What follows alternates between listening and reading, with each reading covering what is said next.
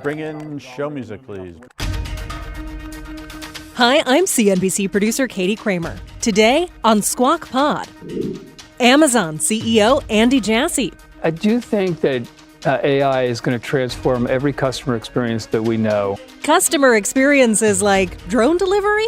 When you think about what we're doing with drones, with Prime Air, I think in several years, when they're more pervasive, we'll be able to get items to customers in less than an hour.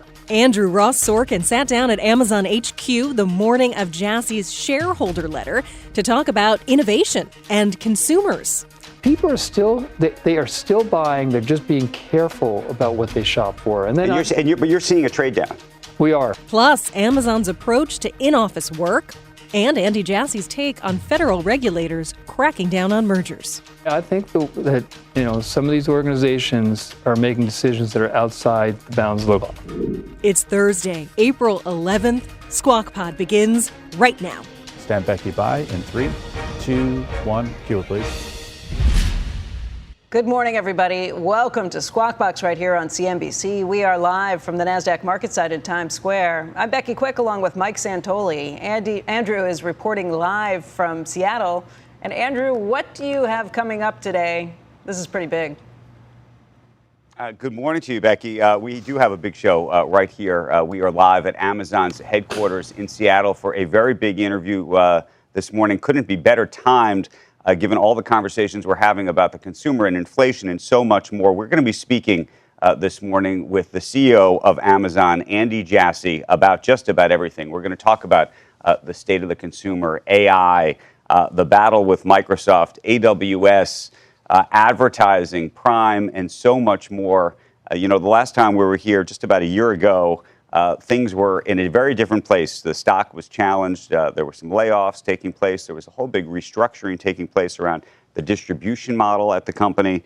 And if you look at where things are right now, even with some of the downward pressure on stocks across the board, you're looking at a market cap of $1.9 trillion. Company now making about $575 billion in revenue, sitting on about $70 billion in cash. Just about now. The stock is up year to date and is now up about 6% since Andy Jassy took over from Jeff Bezos in July 5th, 2021. Of course, that was in the middle of the pandemic. So we have so much to talk to him about, and we will be bringing that interview to you. And as you mentioned, given everything with inflation, given how the consumer may be feeling at this point, really a perfect time to be talking to him about what he sees with his huge retail operations, and then beyond that, what's happening with technology. In fact, if you take a look at where the markets stand right now, after some big declines yesterday, the Dow was down by 420-some points. You saw similar declines at the NASDAQ and the S&P 500. You have the Treasury market, where this was pretty phenomenal yesterday. We got that hotter than expected CPI number. Yields and the markets, the equity markets, moved instantaneously on this. We saw about a 20 basis point move in the 2-year within a matter of minutes. And Mike, what was phenomenal about this? This was not a major move if you're looking at equities. Pullback of 400 plus points is about 1%. But the shift in mentality, I think, around this, with the big moves that you saw in the Treasury markets, and then the idea that, okay, maybe the Fed's not going to be cutting quite as soon. It definitely did create a plot twist for the assumptions about how this year was going to go. I mean, I think if you go back a month, the idea was, the bull case for stocks was, of course, the economy's better than expected, earnings are turning higher, bond yields have been tame in a range for months, and oil was okay, even though it was rising. And on top of it all, we were likely to get the Fed to ease pretty soon into a record high stock market and a strong economy. Scenario. And so now it seems there's a little more, first of all, waiting to be done for inflation to get better. And also just, there's trade-offs. So we have to understand if the Fed is going to start to think the economy has to slow a lot more before they can declare victory on inflation. So I do think it's a complicating factor. Only a 1% move down, as you said, in stocks. In fact, yesterday, that was the move that was kind of predicted by the options market. But yields are going to determine if stocks can kind of get out of this fix, because you had some consumer cyclical stocks did suffer. There is some rate sensitivity in this market. And you're looking at things like commodities prices, whether that be oil, whether that be copper, whether that be aluminum, the precious metals across the board, all of those commodities prices higher. Concerns about what Iran's going to do in retaliation, what that could mean for oil prices too. But when you have all of the commodities moving at the same time, then that brings you to concerns about what that will eventually mean for inflationary prices. The goods disinflation seems like we've gotten the benefit of that. You probably can't count on that going in the right direction from here. You know, the actual upside surprise to the CPI yesterday was really modest. It was 0.36% rounding to 0.4 instead of 0.34% rounding down. However, it did create this idea that we just can't count on it going down from here. You're going to have harder comparisons in the next several months, so we have to, see how we all navigate that on a policy basis. Hey, Andrew, you've got some breaking news from there, too. Amazon CEO Andy Jassy's annual letter to shareholders is out, and he strikes a more optimistic tone than the year prior, which was, of course, a challenging one as the company was navigating both the layoffs and restructurings of its distribution centers after the pandemic. Amazon stock now trading near all-time highs, and it has been quite a turnaround. The investments Amazon making in its delivery networks and artificial intelligence appear to be paying off. AI, of course, a big theme of this year's letter. Jassy writing the following. He says, quote, "We are optimistic that much of the world's changing AI will be built on top of AWS. Part of that strategy is Amazon's effort to compete in the chips business." Meantime, on AWS sales, Jassy's saying that he's seeing big improvements while in 2022, companies were trying to save money. If you remember at the time, they were allowing customers to effectively downgrade and upgrade their services. Jassy saying at the end of 2023, he saw, quote, "cost optimization attenuating, new deals accelerating, and customers renewing at larger commitments over longer time periods." Amazon has changed its delivery network to now a regional model to bring products closer to customers. Jassy saying that the shift has brought down costs per unit costs down by 45 cents in the United States. Also, the number of items delivered same day or overnight increasing. This is a remarkable number. We're going to talk to him about it by almost 70%. That's an enormous shift. Meantime, on its advertising business, that grew 24% year over year to $47 billion. And then on Amazon Prime, the Prime Video service, Jassy writing, quote, "We have increasing conviction that Prime Video can be a large and profitable business on its own." So a lot of folks in the media universe likely to take note of that. And I'll be speaking with Amazon CEO about all of this and so much more. So those 7 billion items delivered same day, Andrew, I was just trying to figure out how many of them are arriving at my house. A lot of them. It's, it is my my new go-to on, well, not my new go-to. Yep. It's my go-to on anything, especially if you're getting ready to leave on vacation or do anything else. Like, man, I need this. I need it right now. And they have an army of people who will deliver those things to you instantaneously almost. They do about $575 billion, we should say, in revenue. So I don't know how much the Quick family accounts for that revenue More than piece, we should, let's say. Andrew, it's going to be a fascinating interview. We can't wait to see it. Cheese will be next. Amazon CEO Andy Jassy is next. We'll talk consumers, inflation, what's on Amazon Prime, and so much more, including how artificial intelligence is learning from your shopping data. As you build these really big models, we have not yet gotten to a point where the models are so smart that they wouldn't benefit from more data. And so, I think people are looking for data, but we're being thoughtful about how we use it. Squawk Pod will be right back.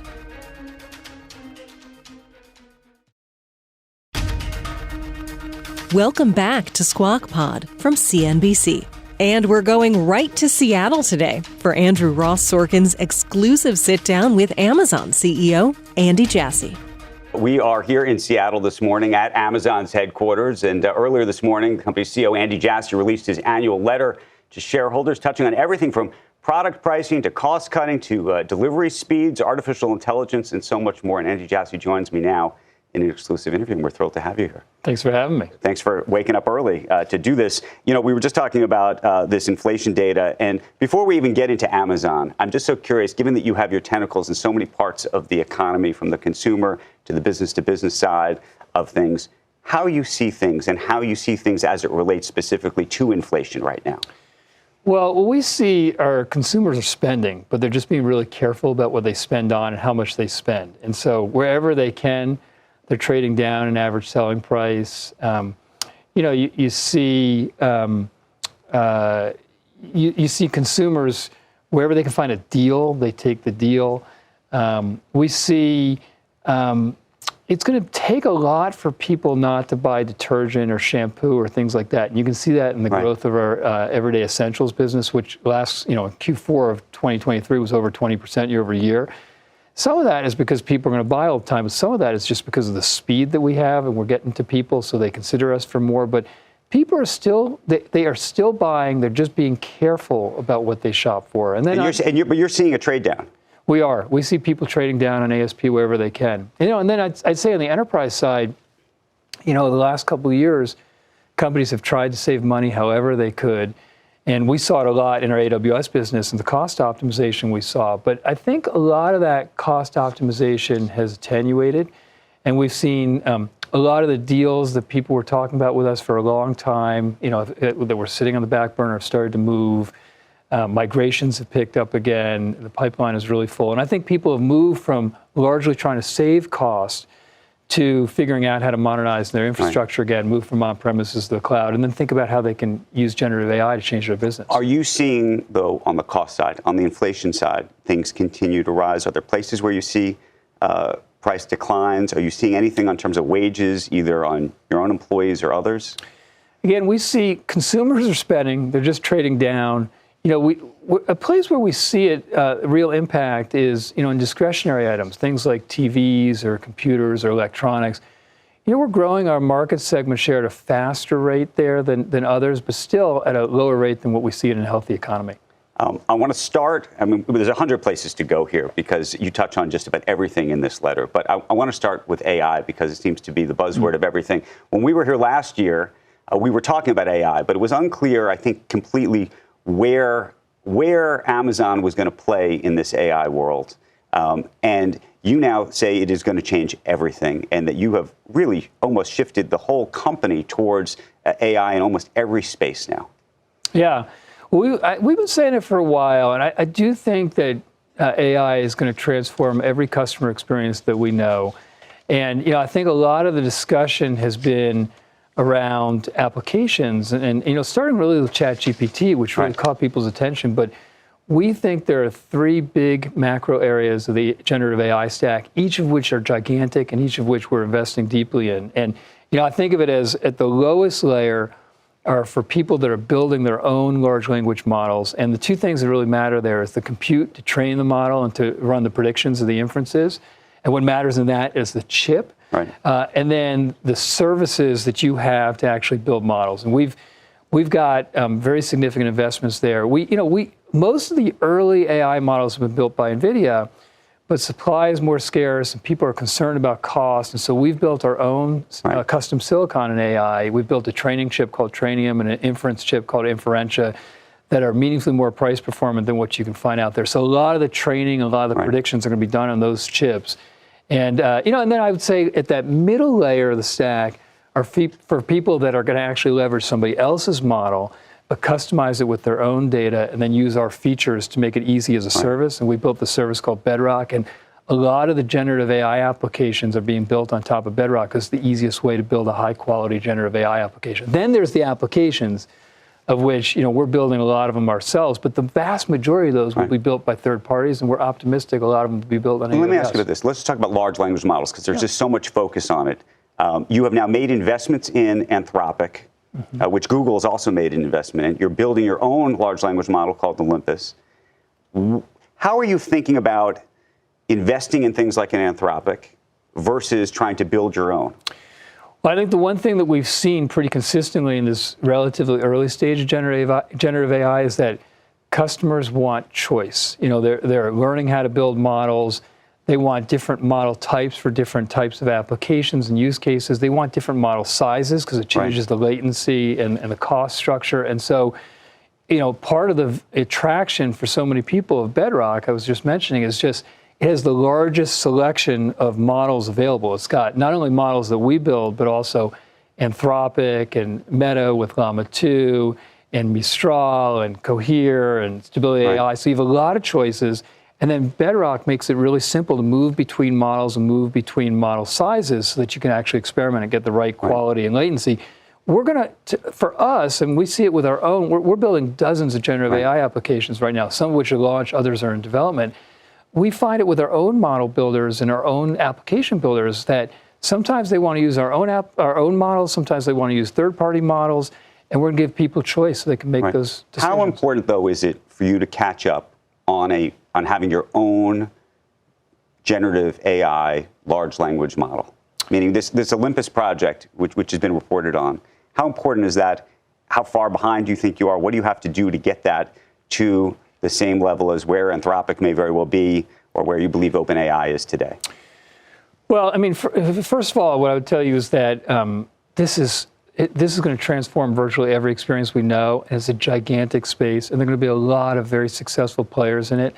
And if you go talk to enterprises or companies that are using generative AI, they are very excited about what we're building, and more customers are moving to our services. And we're going to have partnerships. We have a very deep partnership with Anthropic. Claude 3, which they released just a few weeks ago, is the best model on the planet right now with the best performance, and it runs best on top of AWS. And so our customers are very excited about that. But at the same time, we have a lot of experience building models at the company. We've been doing it for a long time, and we've been building our own models, and these Titan models we have. We're going to keep building those, and we're going to give people choice. Big issue with building these models is the data input that's being used to train. Do you know, for example, with your new large language model, what data you're using to train it on? There were reports that OpenAI was desperate for data. They actually built a program just so they could create transcripts of YouTube videos so they could train off the transcripts because they didn't think they had enough data. And that, of course, raised questions about copyright and the like. But I'm so curious how you guys are doing it. Well, we have a group of people that spend a fair bit of time, all the time, by the way, because the landscape continues to evolve, but thinking through the best way to build the models. We're very thoughtful and very careful about what data we use. We, of course, have some proprietary data and some licensed data and some publicly available data, and we use all of it. You have all the sources. Some people ask, and someone asked me this, you have all the books in the world, many on Kindle. Are you able to train on that data? Again, there's some of that data we can train on, and again, we try to be thoughtful about what data we train on. We also do licensing deals in some of these cases in different types of data, and so, these models, they're getting smarter and smarter, and I think you've probably read about, as you build these really big models, we have not yet gotten to a point where the models are so smart that they wouldn't benefit from more data. And so, I think people are looking for data, but we're being thoughtful about how we use it. Does it matter that something like an Anthropic also is operating with Google? I mean, they have an investment in them as well. They're on their cloud as well. I ask because I looked, you have $70+ billion in cash. Would you just prefer to buy the whole company if you could? We have a great partnership with Anthropic, and it's true with most technology. If you operate in the technology space, you get pretty comfortable with co-opetition. It's just the way it works, and so we have a great relationship with them, and we're very comfortable with the arrangement. We're excited about the investment. Remember, as part of our relationship, it's not just that we offer their models in an easy-to-way use on Bedrock. They're training their future models on our chips, on Trainium, and they also named us as their primary cloud partner. And so there's a lot of collaboration there. We're really happy about the relationship. Do you think you could buy a firm like Anthropic in this environment from a regulatory perspective? I don't know. I mean, I think we got to be careful right now in Western countries in the way that we're handling regulation. I think a really good example of that is what happened with iRobot, if you followed that. So I think it's a really kind of a sad story. It's a great entrepreneurship story where you had this this American company that invented this product, invented the category, and built a business that was almost $1 billion in revenue. And whenever you build a good business, you end up with company and competition. So they attract these two very large Chinese companies as competitors, and they needed scale because scale lets you buy components at the right price and invest in R&D. So they merge with Amazon, and the European Commission blocks it because they worry that we're going to feature our vacuum cleaner, their Roomba versus others, which of course is not our model because we make actually at least as much money selling third-party items as our own. But they block it, and then immediately after they block it, the FTC comes out and says, oh, we would have blocked it if they hadn't. And so what happens? We abdicate the acquisition.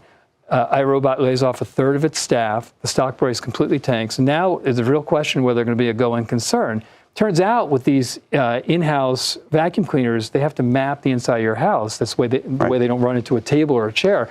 So really what Western regulators were saying was that they trust these two large Chinese companies with maps of the inside of U.S. consumers' homes more than they do Amazon, even though we've been an amazing steward of customer data in our retail business and for AWS, where customers, both those businesses will tell you that can't be what we were going for. And so I think people don't know what they can do right now. And I just think we got to try and find a way to be reasonable in what we're doing. The FTC is looking into even the partnership that you have with Anthropic. They're looking at the way Microsoft's relationship exists with OpenAI. I'm sure they're going to look at Microsoft's sort of acqui-hire deal. I don't know what you think of that as it relates to inflection. I mean, it's very interesting what's happening. Nobody's making outright acquisitions, but in some ways these partnerships are in lieu of that. No?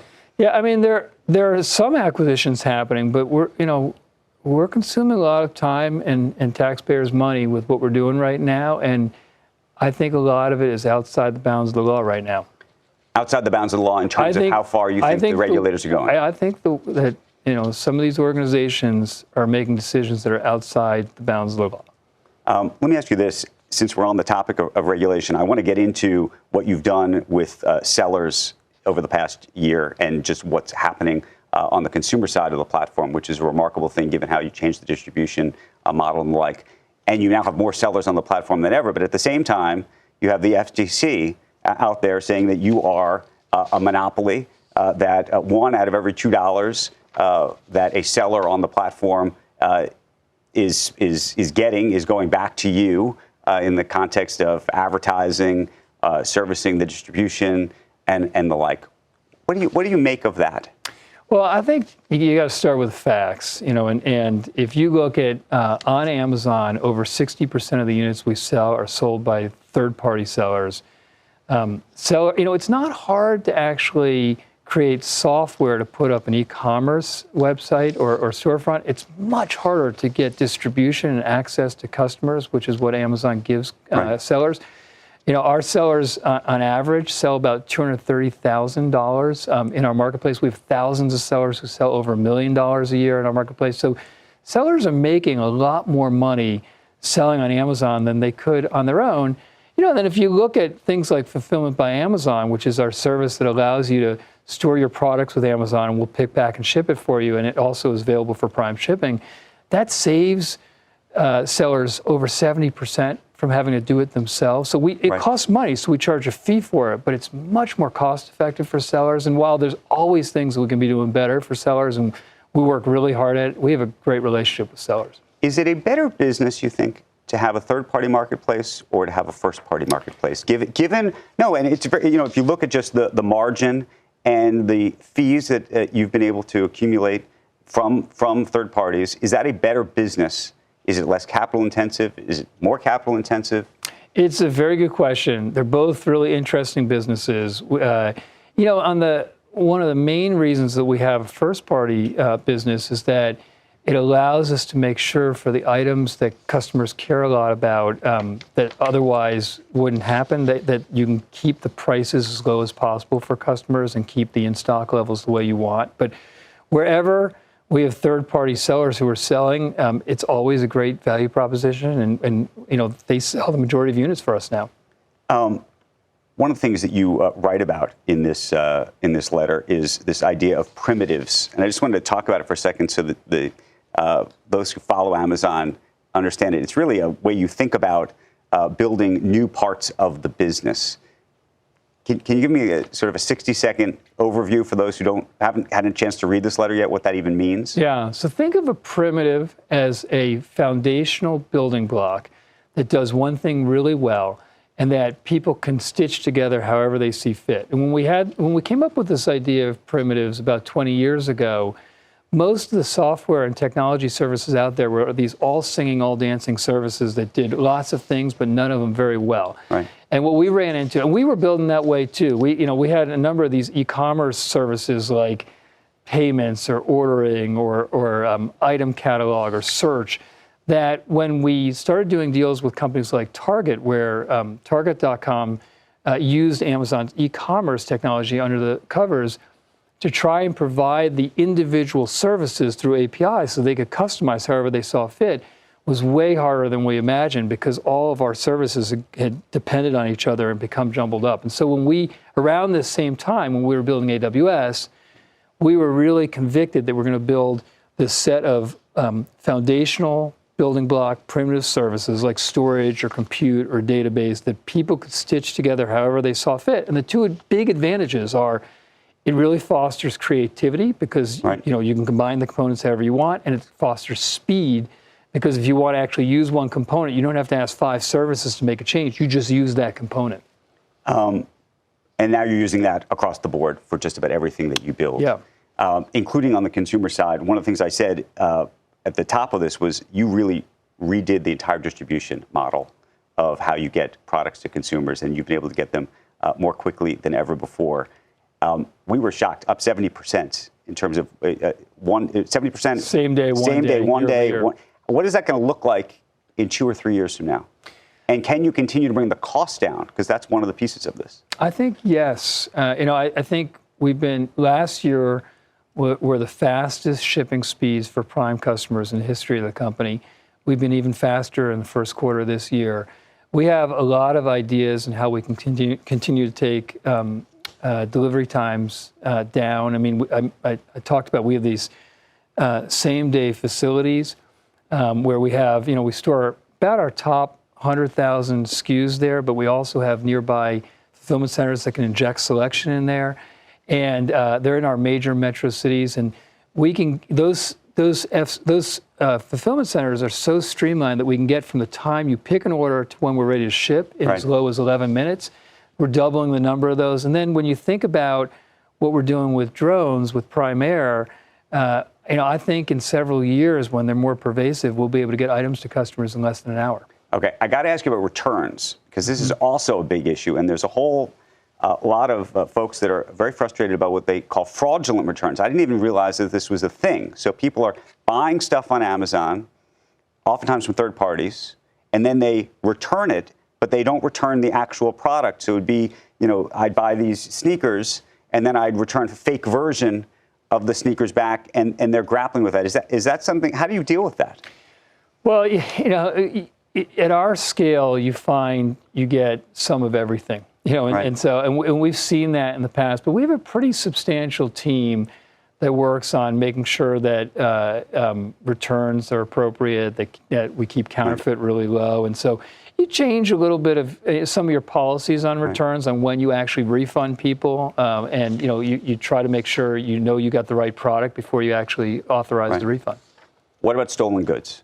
Because that's another big issue that a lot of brick and mortar retailers worry about. You hear the complaints all the time. They say people are robbing us, and then they're taking that product and they're selling it as a third-party merchant on an Amazon, on an eBay, on these other kinds of services. Yeah, it doesn't happen. I mean, again, at our scale, you find some of everything, but we have a really significant team that looks for that, and to get it's not you have to get authorization as a seller. We have a group of people looking for items. Whenever we get reports, we act on it. So we have a group of people that are watching that very carefully. One of the stats this year that's just mind-bending is just how big an advertising business you have. I mean, it's really grown quite remarkably, growing 24% year over year, $38 billion in 2022, now $47 billion in 2023. How should we think about Amazon in that regard? And where does this go? Well, look, advertising doesn't work unless you provide the right experience for customers and they respond to it, and then it actually benefits the brands who are advertising. And so most of our advertising team are actually machine learning practitioners who are actually figuring out the right products to put in front of people. So it doesn't even feel like advertising to them. It actually feels like the item that they were searching for. And we have a product called Sponsored Products that has been very successful in this realm that we've expanded with Sponsored TV. And, the Sponsored TV offering allows people to have, self-service access to entities like Freevee and Twitch and things like that. But we've recently added the ability for people to do advertising on Prime Video shows and movies. And that's very early stage. But, I expect that we will continue to very thoughtfully find ways to place advertisements in the different entities we have. When you think, though, about Prime Video, one of the sentences that stood out to me in this letter was that you now think that Prime Video could be effectively a profitable and completely standalone business. What does that mean? Well, I think that when we started with Prime Video, it was very much about driving people to find value in our overall Prime offering. And we found that actually a lot of people would sign up for Prime because of our exclusive content. And then once they become Prime members, they would shop in our e-commerce offering. And so it really drove our business downstream. And that continues to very much be the case. But we now have conviction that apart from the value it drives for the rest of the business, it will be a good economic business on its own as well. The NBA, does it have a place on Amazon? I assume you're talking about their upcoming. Yes. Well, we'll see. I mean, it's hard not to be impressed with what Adam Silver and the NBA has done. It's just an incredible product, and it's an international product, and we have a lot of respect for them, and we'll see what happens. I mean, how important are sports though for this? And could you ever see yourself spinning this business off? Is it separately, or is it so intertwined to the rest of the business? John Ford ask you to ask me that? No. I'm genuinely curious. No, I don't foresee us spinning it off because it's so tightly integrated into our Prime offering. But I do think that sports. I mean, if you look at the ratings of shows every year, sports occupies 90+% of the top ratings, and so we've seen with Thursday Night Football just how many customers love that offering and how many people come to it and how many Prime subscriptions it drives. And so, Thursday Night Football has been a huge success for us. We've got NASCAR coming. We're gonna have 6 races right in the middle of the year. We have soccer through UEFA and Champions League. If you watch, I don't know if you watched the women's Final Four this past weekend, which was just unbelievable. We're the exclusive streaming partner on the WNBA, so we'll get to see Caitlin Clark on Prime Video as well. And so sports are very attractive for our customers, and you can expect us to do more. Would you do more deals? We keep talking about Paramount, by the way, all morning, because there's lots of news going on there. You bought, obviously, MGM. Would you want to buy a Paramount if you could? I think we're pretty comfortable with the offering we have right now, and we're continuing to produce, I think really great exclusive content. I don't know if you've seen Fallout yet or not, but it's gotten great reviews, and so I'm really pleased with the content we have, and we're just starting. Kuiper, let's just talk satellites real quick, because I'm trying to hit everything we can. I like that you said let's just talk satellites real quick. It's very hard to talk satellites real quick. When do you think we're actually going to see this product? And this would compete, of course, with Starlink. Well, Kuiper is our low Earth orbit satellite business that we're building. There's 400 to 500 million households across the world that don't have broadband connectivity. They can't do the basic things we take for granted. And in October, we got 2 end-to-end prototypes up where we were able to exercise all the functionality, which is really rare in a prototype test like that. And so we're putting the satellite up. The first big production pieces will be the second half of 24, and we expect to have the service up in the next year or so. And then finally, real quick, I talked last week to Steve Cohen, the investor, and we were talking, and he has a very interesting thesis. He thinks we are completely moving to a 4-day work week that will be like truly established and will change economies as a result of it. I know we were all struggling to get people back to the office to begin with. What are you seeing right now, and do you actually think there is a complete change in how it therefore affects the economy? I think, my own view is that I think we're on a journey, and we still don't know yet where we're going to end up. And I do. What I've noticed since we've gotten people back in the office at least 3 times a week is that the collaboration is much better.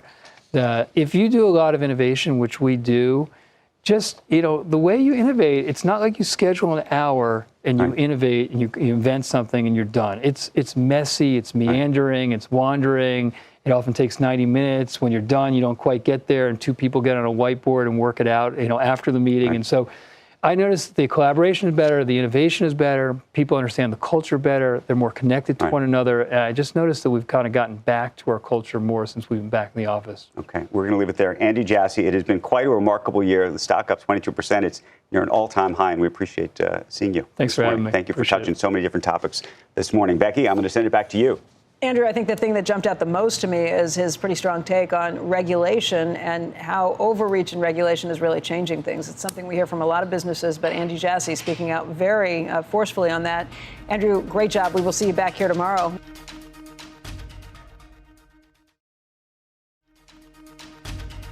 That's Squawk Pod for today. Thanks for listening. Squawk Box is hosted by Joe Kernan, Becky Quick, and Andrew Ross Sorkin. Tune in weekday mornings on CNBC at 6 Eastern and get the best of our TV show right here on this podcast.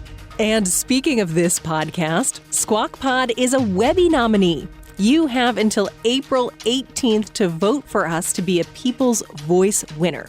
How do you do it? Well, wherever you're listening to us now, Apple Podcasts, Spotify, etc., open the app, scroll through the description and notes of today's pod, and we have the link right there. That takes you directly to the page to vote for our special podcast series featuring the last interview with Berkshire Hathaway Vice Chairman Charlie Munger. Vote for us there. Check out the other Webby nominees, too. We're in some amazing company. And thank you for showing your support. That's it. We'll meet you right back here tomorrow. We are clear. Thanks, guys.